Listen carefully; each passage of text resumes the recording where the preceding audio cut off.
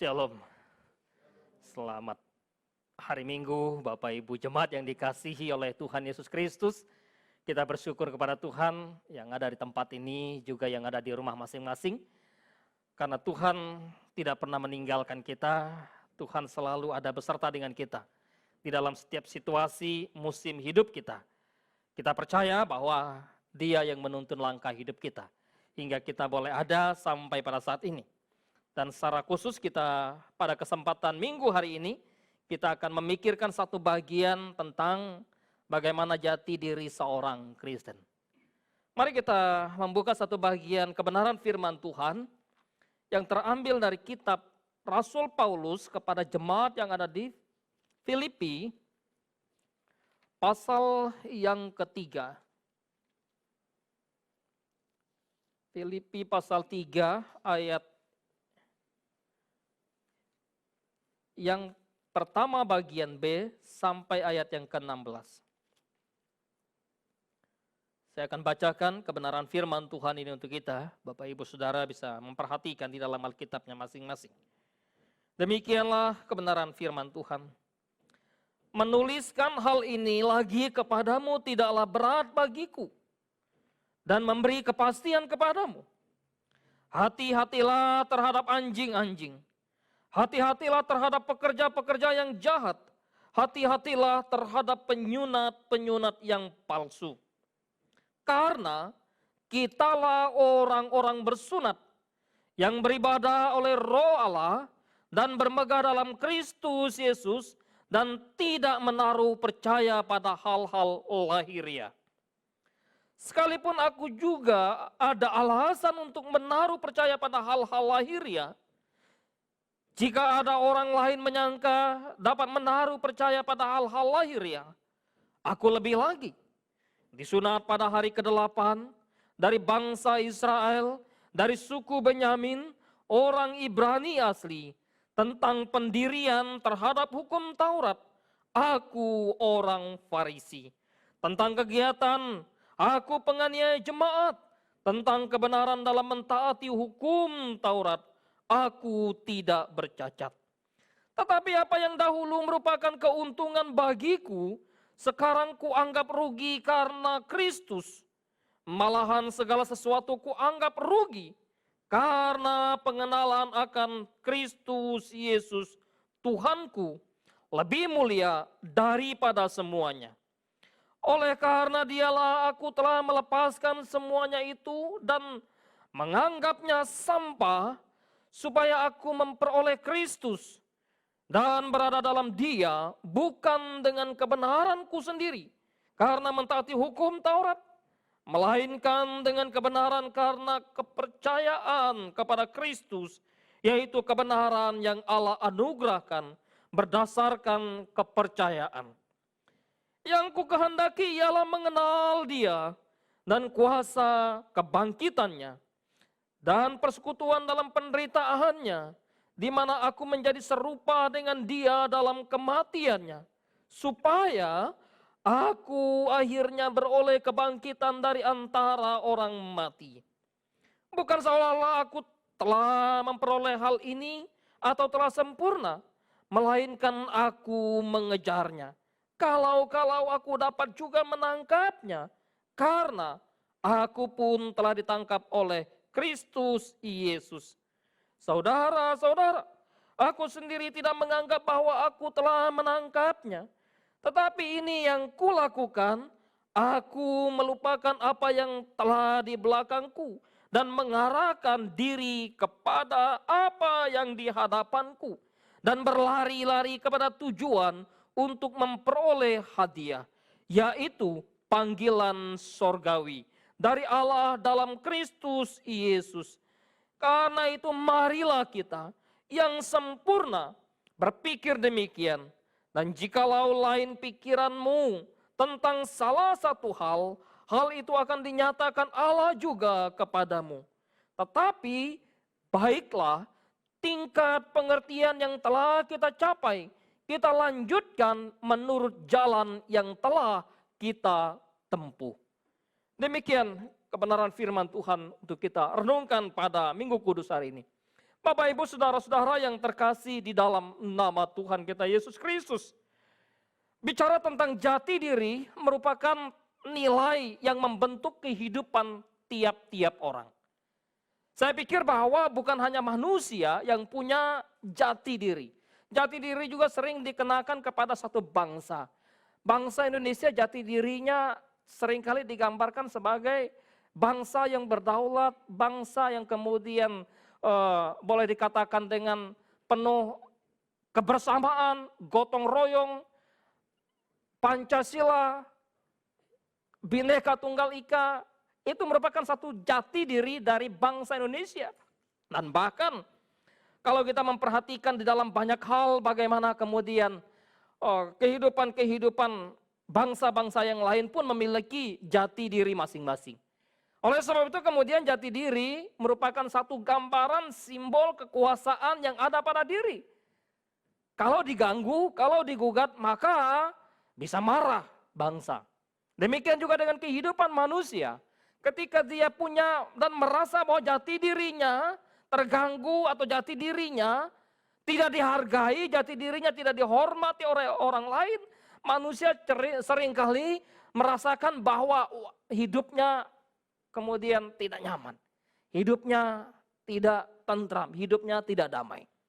Oleh sebab itu Bapak Ibu saudara-saudara yang terkasih dalam nama Tuhan Yesus Kristus, maka penting untuk memahami, mengerti tentang bagaimana jati diri, secara khusus jati diri kehidupan sebagai orang-orang percaya. Dan kalau kita perhatikan bahwa di dalam kehidupan umat manusia, maka dosa telah menghancurkan kehidupan, bukan saja mematikan manusia, tetapi membuat jati diri manusia sudah hancur. Jati diri manusia yang dicipta segambar dan serupa dengan Allah sudah rusak. Jati diri manusia yang pada hakikatnya diciptakan sempurna, diciptakan di dalam kekudusan, diciptakan dalam satu relasi yang indah dengan Allah. Namun ketika dosa menghancurkan kehidupan manusia, maka jati diri manusia pun hancur. Dosa bukan saja membuat jati diri manusia rusak, tetapi juga kemudian dosa membuat manusia tidak lagi mengenal dengan jelas seperti apa dan bagaimana jati dirinya. Sehingga kemudian hidup keberagamaan pun seringkali dipandang bahwa wah saya sudah menjadi orang Kristen. Jati diri saya sebagai seorang Kristen. Tandanya apa? Wah saya sudah ke gereja. Setiap hari Minggu saya ke gereja. Saya jadi WL, saya jadi singer, saya jadi pemain musik dan bahkan saya jadi pembicara. Itu tanda bahwa jati diri saya adalah orang Kristen. Apakah itu? Ibu bapak saudara-saudara yang terkasih dalam nama Tuhan kita Yesus Kristus. Terlalu banyak saya pikir bahwa kehidupan kita sebagai orang Kristen terjebak dengan apa yang disebut dengan ritual keagamaan, tugas-tugas pelayanan. Dan kemudian lahir dari keluarga Kristen dan merasa bahwa oh saya sudah Kristen. Saya sudah percaya kepada Kristus, saya murid Kristus. Tetapi gambaran kehidupan, apakah iya? Tetapi sesungguhnya apakah jati diri kita, hidup kita sebagai orang percaya tercermin di sana? Tidak jarang kemudian orang merasa tersandung dengan kehidupan sehari-hari kita. Beberapa waktu yang lalu, salah seorang dari salah satu pengerja di salah satu gereja telepon saya, Pak, keluarga saya hancur, keluarga saya berantakan, suami saya terang-terangan mengkhianati pernikahan kami. Istrinya bekerja di salah satu gereja, suaminya orang Kristen. Miris.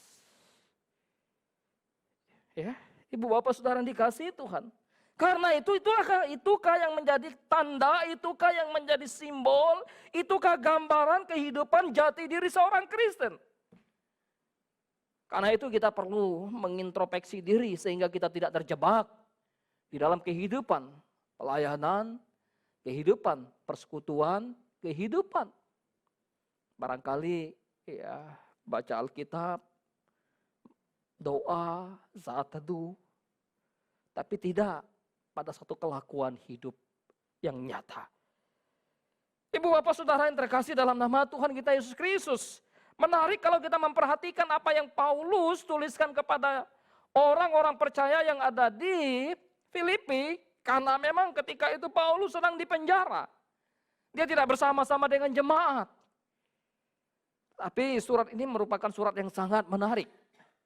Di dalam tulisan akhir tugas saya dulu, saya sangat tertarik dengan mengeksposisi salah satu bagian dari surat Filipi ini. Begitu luar biasa kemajuan surat orang-orang percaya di Filipi, dan bahkan Paulus pun memuji mereka. Sehingga surat ini disebut dengan surat sukacita. Surat yang boleh dikatakan memberikan satu gambaran kehidupan, ketentraman, kedamaian, sekalipun ada ancaman, sekalipun ada penyusup, sekalipun ada pengajar-pengajar sesat yang ada di sana. Menarik kalau kita bicara tentang perjumpaan Paulus dengan Kristus. Perjumpaan dengan Kristus itulah yang membuat Paulus menyadari betul bagaimana hakikat dia di hadapan Allah, bagaimana jati dirinya, bagaimana identitas dia sebagai murid Kristus, sebagai orang percaya. Tanpa perjumpaan dengan Kristus, tidak mungkin manusia mengenal dengan utuh tentang siapa dirinya. Kenapa? Karena memang kita bisa mengenal diri kita, mengenal identitas kita, mengenal jati diri kita dengan benar ketika Sang Benar memberitahukan kepada kita tentang siapa kita. Ibu bapak saudara yang dikasihi Tuhan. Ya, ibu bapak tentu tidak tahu kapan misalnya hari ulang tahun saya. Oh tahu Pak, tanggal sekian. Dari mana tahu? Kalau saya tidak beritahu. Dan saya pun sendiri barangkali tidak tahu. Kalau orang tua saya tidak beritahu. Dan memang tanggal itu pun bukan tanggal yang asli barangkali. Karena dulu ya orang tua waktu zaman saya masih kecil, orang tua paling tidak punya kalender yang betul-betul lengkap. Mereka lihat kalender berdasarkan hari, berdasarkan kemudian bulan. Kalau nanti lihat jam berdasarkan matahari kira-kira ada pada posisi yang mana. Ya. Sehingga ketika Sang Benar menyatakan tentang sesuatu yang benar, tentang hal yang benar, barulah kita tahu yang benar. Demikian juga dengan jati diri kita. Kita terbatas, orang lain terbatas untuk mengetahui, mengenal siapa diri kita. Kalau firman tidak memberitahukan kepada kita tentang siapa kita, maka kita tidak pernah mengetahui tentang siapa diri kita. Firman mengatakan, kamu orang berdosa yang telah jauh dari Allah. Kamu orang berdosa yang telah meninggalkan Allah. Kamu orang berdosa yang telah mengkhianati Allah. Kalau Paulus tidak berjumpa dengan Kristus, Paulus pikir dia seorang yang benar di hadapan Allah. Paulus pikir dia seorang yang suci, tanpa celah, tanpa cacat. Paulus pikir dia seorang yang baik-baik dalam kehidupan keberagaman. Paulus pikir dia seorang yang sedang melayani Allah. Karena itu perjumpaan dengan Kristus lah yang memungkinkan tiap orang percaya untuk boleh mengenal jati diri mereka sesungguhnya. Ibu bapak saudara-saudara yang terkasih dalam nama Tuhan kita Yesus Kristus. Bicara tentang jati diri orang percaya. Maka Paulus dalam ayat yang ketiga jelas. Karena kitalah orang-orang yang bersunat. Kitalah orang-orang yang beribadah kepada Allah oleh roh Allah. Dan kitalah orang yang bermegah dalam Kristus Yesus. Tidak menaruh pengharapan oleh karena hal-hal yang lahiriah. Tetapi menaruh pengharapan oleh karena iman yang dianugerahkan Allah kepada kita dalam Kristus Yesus. Oleh sebab itu ketika bicara jati diri seorang percaya, jati diri seorang Kristen, maka kita memiliki status yang baru di hadapan Tuhan. Status yang baru di dalam Kristus. Lewat apa? Dengan cara bagaimana? Dengan cara penebusan yang dikerjakan oleh Kristus di kayu salib. Itu jelas sekali ketika Paulus bicara kepada orang-orang di Efesus. Karena kita ini buatan Allah, diciptakan kembali dalam Kristus Yesus. Tanpa karya Kristus yang melahirbarukan kita, yang menebus kita, tanpa Roh Kudus yang menuntun kita datang kepada Kristus, melahirbarukan kita, tidak mungkin kita memiliki jati diri yang sungguh-sungguh sebagai murid Kristus. Ketika Yesus dalam kemudian pelayanannya, tentu ya ada guru-guru yang hebat di Israel, ada rabi yang hebat. Tetapi mereka tidak menyadari, dia tidak menyadari tentang siapa dia sesungguhnya. Kalau Kristus tidak menyatakan tentang bagaimana cara masuk surga, tentang bagaimana orang masuk ke dalam kerajaan Allah. Seorang rabi, seorang guru, di dalam Injil Yohanes pasal yang ketiga, Nikodemus bertanya kepada Yesus tentang bagaimana cara masuk ke dalam kerajaan Allah. Yesus berkata, engkau harus dilahirkan kembali. Ibu bapak saudara-saudara yang terkasih dalam nama Tuhan Yesus Kristus, jati diri kita sebagai orang Kristen, jati diri kita sebagai orang percaya adalah kita memiliki status yang baru, status di dalam Kristus Yesus. Status sebagai anak-anak Allah. Status sebagai orang yang telah dimerdekakan Allah. Status sebagai orang yang telah ditebus oleh Allah dari cara hidup yang sia-sia, dari cara hidup yang lama, dari cara hidup yang tidak berpengharapan, kepada satu hidup yang penuh dengan kemegahan di dalam Kristus, kepada satu hidup yang penuh dengan kemuliaan yang Kristus berikan. Itulah jati diri hidup kita sebagai orang percaya. Sehingga ketika kita sadar bahwa hidup kita sudah ditebus oleh Kristus dan kita adalah milik Dia, kita adalah kepunyaannya, kita adalah anak-anaknya, kita adalah murid-murid Kristus, maka mestinya kita sadar dengan hidup yang Tuhan anugerahkan kepada kita. Paulus berkata, kita memiliki status yang baru, kita adalah orang-orang yang bersunat. Bagi orang-orang Yahudi, dalam konteks ketika Paulus bicara tentang surat kepada jemaat di Filipi dan juga Galatia, maka orang Yahudi pikir bahwa ikut Kristus tidak cukup, percaya pada Kristus tidak cukup, perlu ada sunat lagi.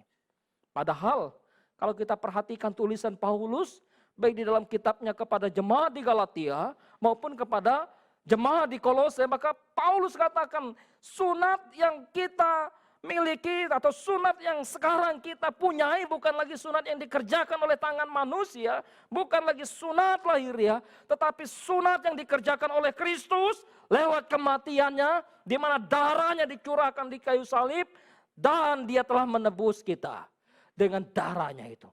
Jadi bukan lagi sunat yang dikerjakan oleh manusia, bukan lagi sunat yang dikerjakan secara harafiah, tetapi sunat yang dikerjakan oleh Kristus lewat pengorbanannya. Oleh sebab itu Paulus katakan, kitalah orang-orang yang bersunat itu. Kalau ada orang yang memberitakan sunat kepadamu, Paulus mau bicara kepada orang di Filipi, kemudian dengan itu kamu baru diselamatkan, itu sesuatu yang sesat, itu sesuatu yang tidak menganggap kematian Kristus sebagai sesuatu yang final dan berguna tuntas untuk menebus kita, untuk menyelamatkan kita. Maka Paulus begitu marah terhadap orang-orang yang kemudian mengajarkan pengajaran yang sesat, baik di dalam kitab Galatia maupun di dalam kitab Filipi ini. Ibu bapak saudara yang dikasihi Tuhan, kitalah orang-orang yang beribadah. Kalau begitu, selama Paulus belum menerima Kristus, apakah dia bukan seorang yang beribadah? Dia dikatakan seorang yang begitu mentaati hukum Taurat, yang begitu setia memelihara hukum Taurat, dan bahkan demi menjaga hukum Taurat, dia rela membinasakan, membunuh orang-orang yang mengikut Kristus. Bukankah dia pikir bahwa dia beribadah kepada Allah? Disinilah kita mengerti sungguh-sungguh ketika manusia diciptakan segambar dan serupa dengan Allah. Lalu manusia diciptakan sebagai makhluk rohani, makhluk spiritual juga. Ketika mereka sudah berdosa, manusia mencari Allah menurut versinya masing-masing. menyembah Allah menurut caranya masing-masing. Tetapi syukur kepada Allah dalam Kristus yang datang ke dalam dunia memberitahukan kepada kita, menyatakan diri kepada kita tentang siapa Allah yang harus dia sembah, tentang siapa Allah yang harus Paulus sembah, tentang siapa Allah yang harus orang percaya sembah, tentang siapa Allah yang harus kita sembah. Di dalam Injil Yohanes pasal yang keempat, waktu Yesus berbicara dengan seorang perempuan Samaria, kami menyembah di Gunung Gerizim. Orang Yahudi menyembah di gunung di Yerusalem. Maka Yesus katakan, sekarang datanglah. Akan tiba saatnya. Orang-orang datang akan menyembah dalam roh dan kebenaran. Hidup orang percaya, jati diri orang percaya adalah hidup yang beribadah kepada Allah. Adakah kita beribadah kepada Tuhan? Ibadah bukan sekedar ritual keagamaan. Ibadah bukan sekedar kumpul sama-sama. Ibadah bukan sekedar kemudian kita datang menyanyi, memuji Tuhan di dalam gereja. Ibadah bukan sekedar lalu saya melayani Tuhan. Ibadah bukan sekedar saya menyampaikan firman. Ibadah bicara tentang penyerahan secara totalitas hidup kepada Allah. Ibadah bicara tentang pengorbanan yang kita persembahkan kepada Allah. Apa yang kita persembahkan kepada Allah? Korban apa yang kita persembahkan kepada Allah? Yaitu hidup kita. Di dalam kehidupan hari lepas hari. Karena itu Paulus bicara kepada jemaat yang ada di Roma pasal yang ke-12 ayat yang pertama. Dan ayat yang kedua. Demi kemurahan Allah aku menasihatkan kamu supaya kamu mempersembahkan tubuhmu. Beribadah kepada Allah, membawa korban hidup itu kepada Allah. Itulah ibadah yang sejati. Ibadah yang sejati. Ibadah bagaimana kita melakukan segala sesuatu di dalam kehidupan kita hari lepas hari. Kita di kampus, bagaimana kita menjadi seorang percaya. Seorang murid Kristus, seorang Kristen yang sejati. Kita di kantor, di dunia pekerjaan, bagaimana kita menjadi seorang Kristen yang sejati. Kita di keluarga, bagaimana kita menjadi seorang Kristen yang sejati. Ibu, bapak, saudara yang dikasihi oleh Tuhan, dan bahkan ketika melayani gereja pun, kita menunjukkan kita harus tahu bagaimana sih kita sebagai seorang Kristen yang sejati. Karena bisa saja gereja menjadi tempat untuk bersembunyi dan tempat untuk memanipulasi diri. Berpikir bahwa dengan datang ke gereja, kita sudah beribadah dan kita sudah menjadi orang Kristen. Karena itu Paulus katakan kita menaruh pengharapan bukan kepada hal-hal yang lahiriah. Aku kalau mau menaruh pengharapan pada hal-hal lahiriah, Paulus katakan aku tidak bercacat. Aku seorang Ibrani asli. Aku seorang Farisi. Aku seorang yang tidak bercacat dalam memelihara hukum Taurat. Tetapi aku sadar. Semuanya itu kuanggap sampah. Oleh karena pengenalanku akan Kristus. Aku tidak akan menaruh pengharapanku pada hal-hal yang lahiriah itu. Tetapi aku menaruh pengharapanku dalam iman kepada Kristus Yesus. Iman kepada Kristus Yesus. Tempat untuk kita bersandar. Terlalu banyak. Termasuk orang-orang Kristen zaman sekarang barangkali menaruh pengharapan mereka pada hal-hal yang lahiriah. Seperti yang tadi saya katakan, hal-hal lahiriah bahwa ditandai dengan mereka pergi ke gereja, menggunakan jas yang rapi, barangkali jubah yang rapi, lalu melayani Tuhan. Hal-hal yang lahiriah yang kelihatan, berpuasa barangkali, waduh saya berpuasa, waduh saya doa sampai semalam suntuk, waduh saya sibuk melayani dari Minggu, Senin, Selasa, Rabu, Kamis, Jumat, Sabtu. Hal-hal lahiriah itu yang diandalkan kita. Sehingga kita disebut sebagai orang Kristen sejati. Padahal hari Minggu kita datang ke gereja memuji Tuhan. Haleluya. Hari Senin barangkali kita sudah lupa. Haleluya. Ibu, bapak, saudara yang dikasihi Tuhan. Mari kita merenung bagian ini. Bagaimana Paulus ingatkan kepada kita tentang jati diri seorang percaya. Jati diri seorang percaya adalah mereka berada dalam Kristus.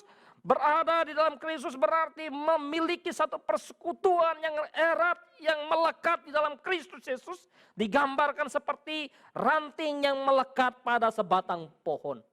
Kalau ranting tidak melekat pada batang pohon itu dia tidak akan bisa hidup, apalagi berbuah. Demikian juga dengan kehidupan orang percaya. Orang percaya memiliki jati diri yang sungguh-sungguh nyata ketika mereka hidup di dalam Kristus. Itu Paulus sebutkan di dalam ayat yang ke-10 dan ayat yang ke-11. Dan berada dalam dia bukan dengan kebenaranku sendiri, karena mentaati hukum Taurat, melainkan dengan kebenaran karena kepercayaan kepada Kristus, yaitu kebenaran Allah yang dianugerahkan berdasarkan kepercayaan. Yang kukehendaki ialah mengenal dia dan kuasa kebangkitannya dan persekutuan dalam penderitaannya, di mana aku menjadi serupa dengan dia dalam kematiannya. Hakikat status hidup orang percaya, ya, kemudian pengenalan kita yang sejati.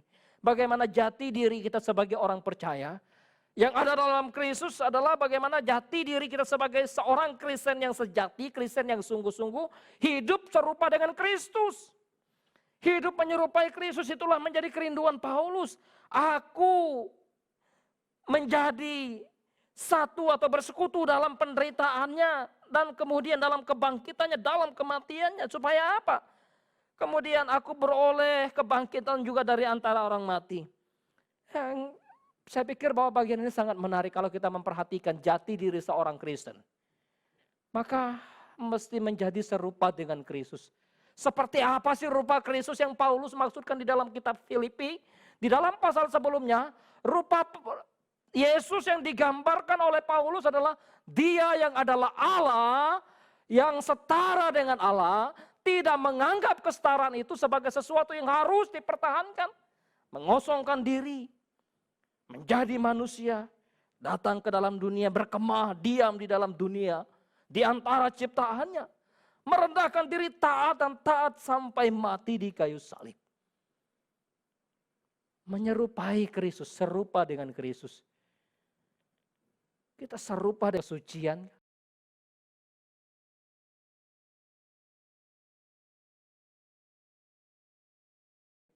Hidup dalam kekudusan.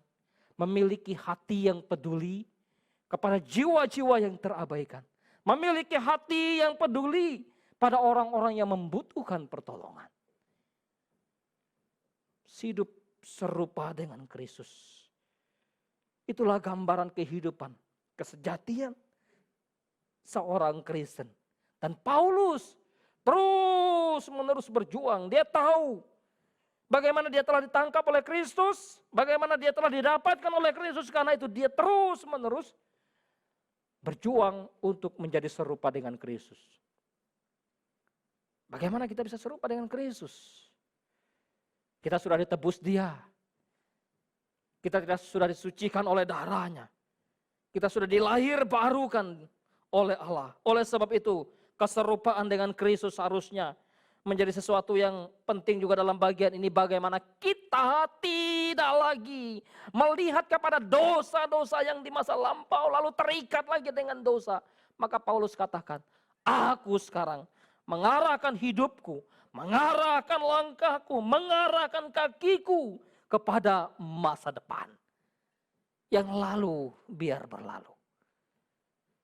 Hidup yang kuhidupi dalam Kristus, hidup sekarang dan ke depan itu.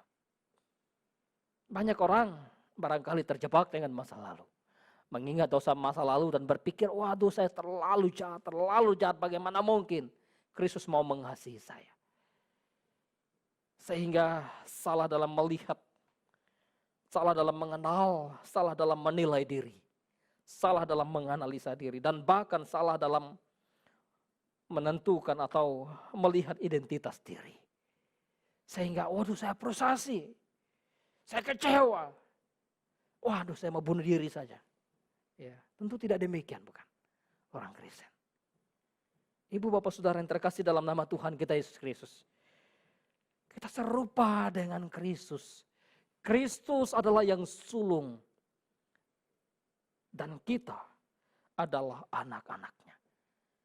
Kita serupa dengan Kristus. Dalam hal apa? Kristus dikatakan sudah menebus kita melalui cara mati di kayu salib. Dari kubur dan bangkit sehingga dia hidup. Ya.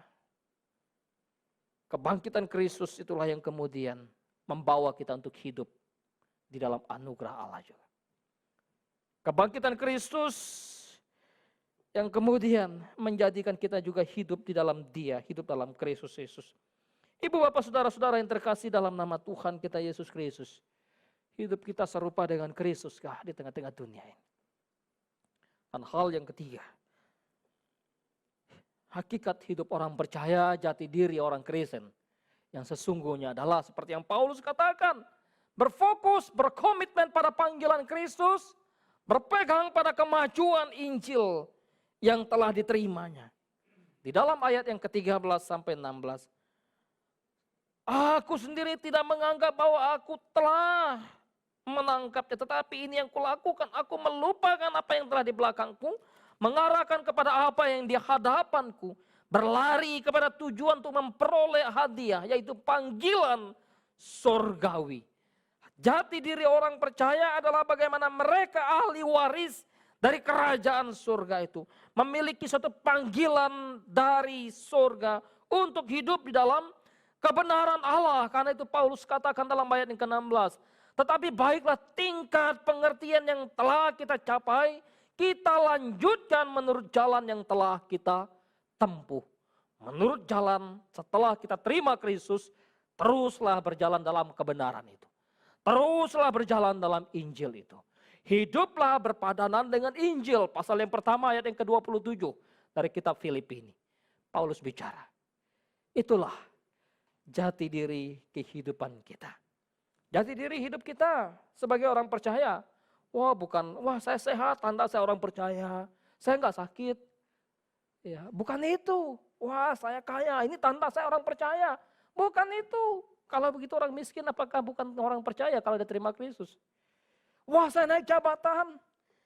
Ini tanda saya orang percaya. Identitas saya sebagai orang Kristen. Lalu apakah kalau orang pekerja biasa-biasa sebagai orang Kristen yang sungguh-sungguh lalu mereka bukan sebagai orang yang percaya yang memiliki identitas yang sejati. Karena itu jangan terjebak. Identitas kita, hakikat kita, kesejatian kita sebagai orang percaya adalah bagaimana kita hidup sungguh-sungguh di hadapan Tuhan. Taat kepada Dia, taat sampai mati. Berbahaya kalau kita tidak hidup di dalam pengenalan yang senantiasa kepada Tuhan kita Yesus Kristus. Berbahaya kalau kita tidak mengenal Kristus. Berbahaya jikalau kita tidak mengerti identitas kita. Tidak memahami hakikat kita. Tidak memahami kesejatian kita. Panggilan kita sebagai hidup orang percaya. Paulus katakan, waspada. Engkau salah mengerti, salah memahami, salah dalam menilai tentang siapa engkau akan gampang terombang-ambingkan. Engkau akan dapat disesatkan. Penyesat selalu ada. Waspadalah terhadap anjing-anjing. Paulus katakan untuk penyesat. Waspadalah terhadap penyunat-penyunat palsu. Waspadalah terhadap pekerja-pekerja palsu itu. Oleh sebab itu ibu bapak yang dikasihi Tuhan dalam ayat yang ketiga. Ya, sebagai orang Kristen jikalau kita tidak mengenal jati diri dengan benar, kita bisa terjebak dan tersesat. Kita pikir ya kita sudah hidup sungguh-sungguh di hadapan Tuhan. Padahal kita menyimpang, tersesat. Bahaya kalau kita tidak mengenal jati diri hidup kita sebagai orang percaya yang sungguh-sungguh di hadapan Tuhan. Kita pikir kita bukan orang yang berdosa juga. Sehingga kita pikir bahwa kita betul-betul kemudian orang yang kudus tanpa dosa dan sebagainya. Perfect dalam hal kesalahan kesucian oleh karena hari-hari kita kemudian tidak berdosa. Maka kesejatian, hakikat, dan pengenalan kita tentang diri kita di hadapan Tuhan itu harusnya digambarkan seperti seorang pemungut cukai yang datang kepada Kristus, yang datang ke bait Allah untuk berdoa. Aku berdosa Tuhan, aku tidak layak di hadapan-Mu. Aku tidak layak Tuhan. Tapi syukur kepada Allah yang mengampuni aku, yang menyucikan aku, yang menguduskan aku. Dan kini aku ingin hidup di dalam jalan yang Tuhan telah berikan, yang Tuhan telah anugerahkan. Kini aku ingin hidup di dalam jalan kebenaran yang Tuhan telah berikan kepadaku. Pimpin aku, tuntun aku, supaya aku tidak tersesat di jalanku ya Tuhan. Biarlah kita masing-masing bergumul di dalam menjalani kehidupan kita sebagai orang percaya. Sehingga kesejatian kita, hidup kita, hakikat kita sebagai orang percaya, betul-betul bisa dilihat oleh dunia.